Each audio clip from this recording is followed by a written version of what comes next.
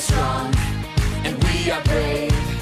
His truth will be our guide through the day, and the darkest night our God will give us strength. We are strong, and we are brave, and we will stand together, stand forever. We will stand strong, standing up for God each day. We will stand strong.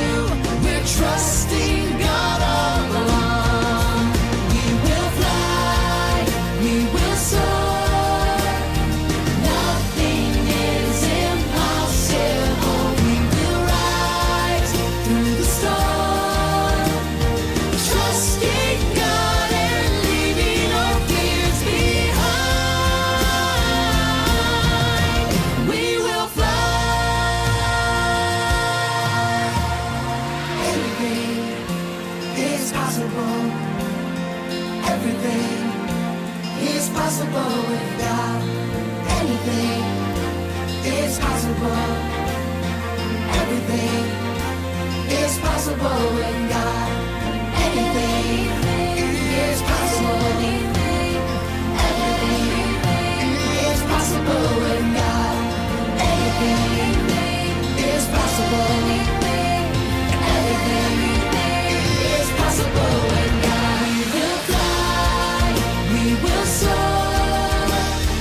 Nothing is impossible. We will rise through the storm, trusting God and leaving our fears behind. We will fly. We will fly. We will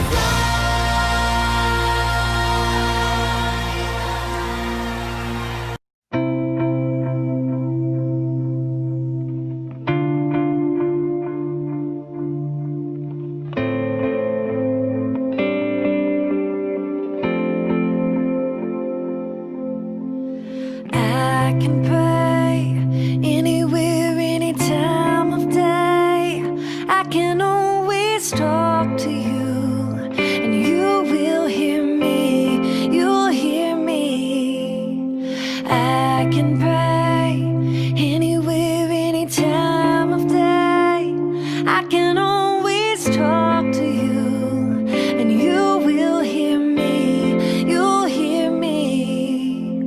I don't have to worry, I don't have to fear. I can always trust you are always near. Oh, I will pray, Lord, I will pray. No matter what I'm facing, no matter what I've done, staring at a mountain, a giant that comes. Oh, I will pray, Lord, I will pray to you.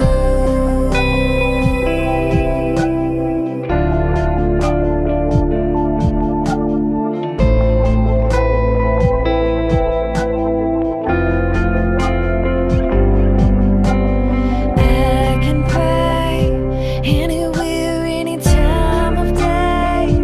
I can always talk to you, and you will hear me. You'll hear me. I can pray anywhere, any time of day. I can always talk to you, and you will hear me. You'll hear me.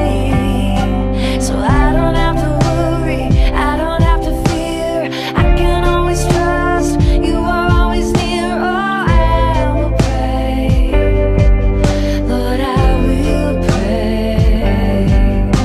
No matter what I'm facing, no matter what I've done, staring at a mountain, a giant that comes. Oh, I will pray, calling your name. Lord, I will pray to you.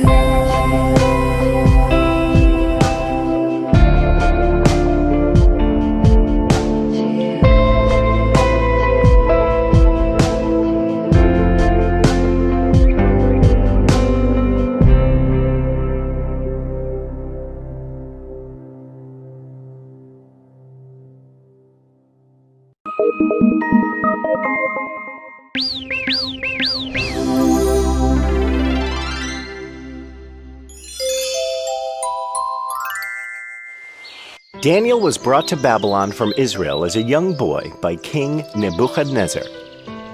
When the king took over Israel, he took with him the most intelligent and handsome young men from Israel to help him at his palace. Among these were Daniel and his 3 friends. Daniel was very handsome, honest, and intelligent. After a training period of 3 years, the king chose Daniel and his 3 friends from all the other young men to help him in his palace. Over time, Daniel earned the king's trust and affection as he helped the king solve many problems and worked very hard for the king. He was known for being wise beyond his years, and he was completely dedicated to his work. After the time of Nebuchadnezzar, another king ruled Babylon, and then another. All the kings who ruled Babylon trusted Daniel and depended on him for carrying out many tasks. Over the years, Daniel earned a very good name among the people of Babylon. He was praised for his intelligence, kindness, and hard-working nature. He understood the problems faced by the people and made wise suggestions that would help them to find a solution. He was a very devout believer of God and prayed 3 times a day without fail. When King Darius came into power, he was so happy with Daniel's services that he gave him all the responsibilities for running the country. The other senior counselors and ministers of the king grew jealous of him as they had to follow Daniel's orders. They met with each other and talked about this often. Babon and Samiel were 2 of the most senior men in Darius's court. They did not like the idea of the king's growing affection towards Daniel. They feared that the king would favor Daniel over them. The king was placing more and more responsibilities on Daniel now, and he consulted only Daniel for solving the issues in the kingdom. The king felt that Daniel had the best possible solution for any problem. The other senior members of the court were becoming afraid that they would no longer be needed by the king and they would be thrown out. The most senior members of the court were Babon and Samiel, and they shared the same worry: how to get rid of Daniel. One day, Babon and Samiel met at a wayside inn to discuss this problem. This Daniel is becoming even more powerful with every passing day. The king only listens to him now. We have been serving the kingdom for so many years, and yet the king does not even ask for our opinion on anything. If this is the case, I'm certain the king will remove us from the service of the court. We will have to go back to the streets selling pots to make a living. Quite true, my friend. We have to do something about this. It is a matter of our survival. We must find a way to remove this Daniel from the king's court immediately. It's not easy, Babon. He has a great reputation. The king will not simply remove him because we say so. We have to be very careful. We must destroy his reputation. I've observed him very closely for some time now, and it's next to impossible to find any fault with him.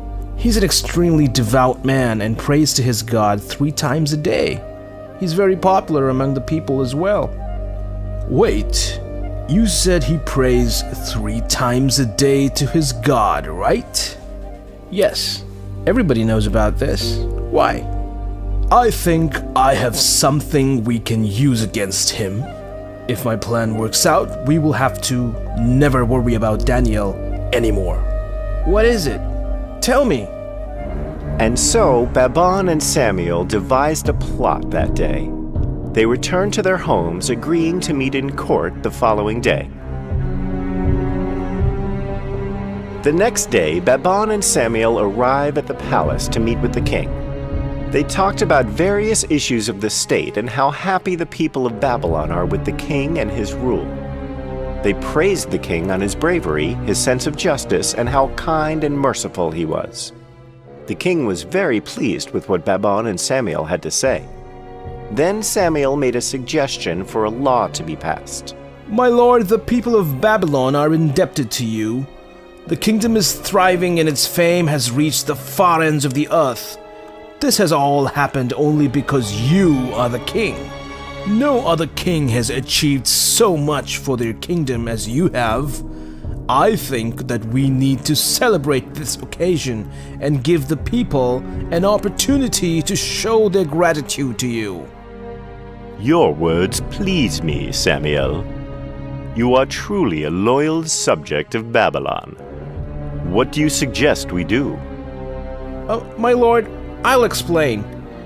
We have a suggestion that for the next 30 days, all the subjects of Babylon will praise and pray to no other god or man other than the king of Babylon, you, King Darius. Yes, it is a great way to find out who are truly loyal to Babylon and its king. We suggest that a decree be passed for the next 30 days. Nobody will pray to any other god other than King Darius. I think that is a wonderful idea, Samuel. You really have proven that you are worthy of your position in my court. But I must first discuss this with Daniel before I go further with this. Your Majesty, I don't think that would be necessary.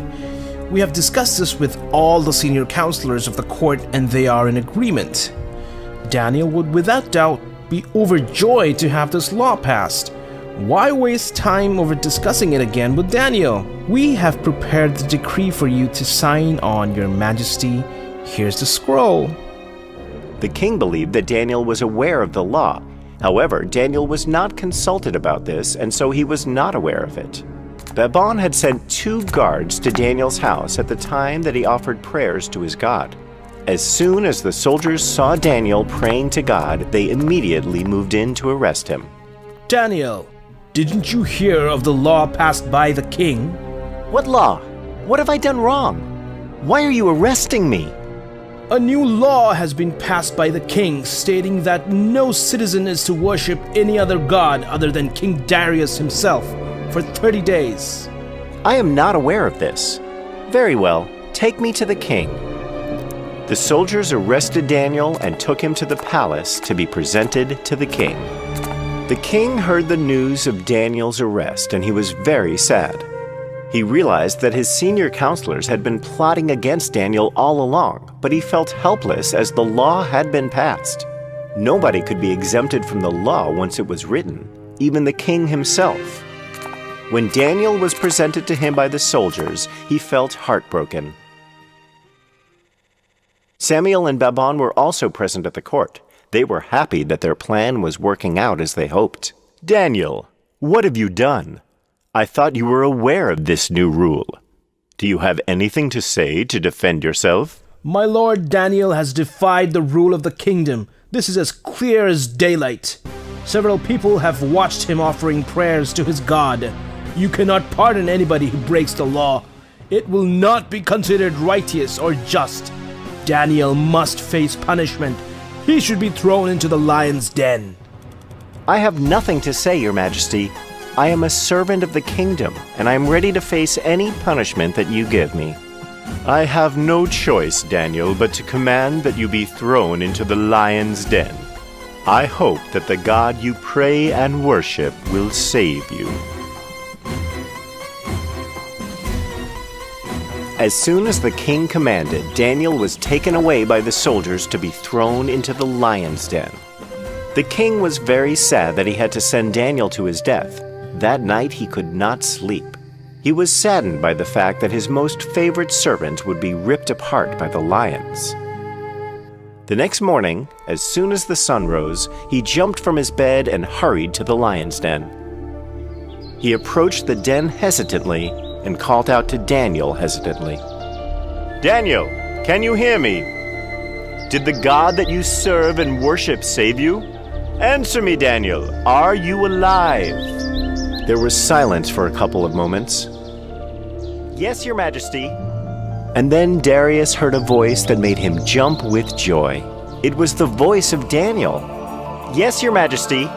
May the king live forever. I am unhurt, my lord. The lions did not even touch me. My God sent an angel into the den who shut the mouths of these lions. My God has indeed saved me, for I am innocent. Soldiers, open the mouth of this den at once. Remove Daniel from the den at once. The soldiers removed the huge boulder that closed the mouth of the cave. Slowly, Daniel stepped out of the cave. There was not even a single scratch on his body. It was truly a miracle. Daniel, your God is indeed true. He came to rescue you in the most hopeless hour. I am sorry that you had to endure this. Come, let us go to the palace at once. When news of what had happened to Daniel spread around the kingdom, the people were amazed and stunned. Babon and Samuel realized that their evil plan had gone wrong. When the king arrived at the palace with Daniel, he ordered the soldiers to throw Babon and Samuel into the same lion's den. The lions pounced on them and killed them instantly, breaking their every bone before they ate them. The king was overjoyed that Daniel was back at the court. He reversed the old law and made a new one, stating that everybody in Babylon must pray to Daniel's God, the God who performs miracles to help those who serve him. And so, Daniel continued to serve the king and execute his duties faithfully for a very long time. He continued to pray to the true God until he died.